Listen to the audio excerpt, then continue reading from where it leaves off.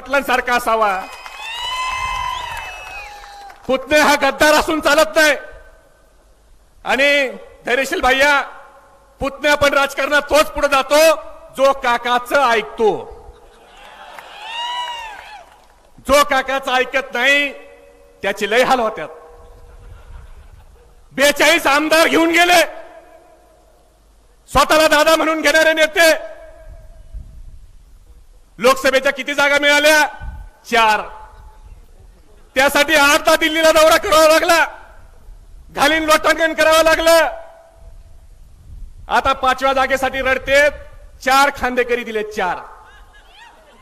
लोकसभेच्या नंतर भाजप ह्यांना पोहोच करणार आहे तिथपर्यंत। आता 5वा मडक्यावाल्यासाठी ह्यांची भांडणं चाललीत। नाशिकला मडक्यावाला द्या किंवा साताऱ्याचा मडक्यावाला द्या। बरं, 4 जागा दिल्या, त्यातले 1 रायगडचे त्यांचे प्रदेशाध्यक्ष ते 50% ह्यांचे आहेत, 50% ऑलरेडी देवेंद्र फडणवीसांचे आहेत। एक उमेदवारी कुटुंबात 1 आढळराव दादा तिकडून आयात करून घेतले। बिचाऱ्या उस्मानाबादच्या अर्चनाताई तर म्हणतात, मी कशाला पक्ष वाढू, माझा नवरा भाजपमध्ये आहे, मला काय करायचं राष्ट्रवादी वाढून। आमचं चिन्ह चोरलं, पवार साहेबांचा पक्ष चोरला। लई खुश झाले। निवडणूक आयोगाने निकाल दिला, पण सुप्रीम कोर्टाने सांगितलंय न्याय प्रविष्ट आहे घड्याळ।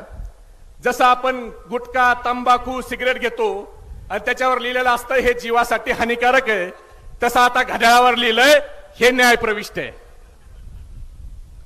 पण फक्त विजयदादांना घालवलं नाही तर गणेश नाईक, जयदत्त क्षीरसागर, स्वर्गीय शंकरराव कोल्हे साहेबांचं कुटुंब, भास्करराव जाधव, मदनराव बापणांना कुणी पाडलं, या सगळ्या लोकांना किती नावं सांगायची। रमेश कदम खेडचे प्रत्येक जिल्ह्यात गेले की पवार साहेबाला माणसाला मानणाऱ्या माणसाला त्या ठिकाणी पक्षातून घालवायचं काम ह्यांनी केलं। ह्यांना त्यावेळेस ह्यांनी प्लॅनिंग केलं होतं पवार साहेबाला फसवायचं। आजचं ह्यांचं प्लॅनिंग नाही। आणि आज वाईट याचं वाटतंय, तुम्हाला पवार साहेबांनी सगळं दिलं, 4 वेळेला 3 वेळेला उपमुख्यमंत्री केलं, विरोधी पक्षनेता केलं, आणि आज तुम्ही पवार साहेबांच्या शेवटच्या निवडणुकीची वाट बघताय। अरे आपल्या महाराष्ट्राची संस्कृती आहे, वडिलाचे छत्र जर आपल्याला 100 वर्ष असलं तर आपल्याला वाटतं आपले वडील अजून 10 वर्ष आयात असायला पाहिजे होते। पण भाजपाच्या विकृतीत तुम्ही गेला आणि तुम्ही शरद पवार साहेबांच्या शेवटच्या निवडणुकीची वाट बघताय। अरे जनाची नाही मनाची तरी तुम्हाला वाटायला पाहिजे। एक बाजार बुणगा उठतो आणि तो म्हणतो पक्ष स्थापन केला म्हणून पक्ष काय शरद पवार साहेबांच्या मालकीचा झाला का? आता उद्या हा बाजार बुणगा उठून याच्या बापाला जाऊन जर म्हणला की अरे बापा तू मला जन्म दिला म्हणून तू काय माझा बाप झाला का, तर नवल वाटून घेऊ नका। कारण आता भाजपाच्या विकृतीत गेलेत।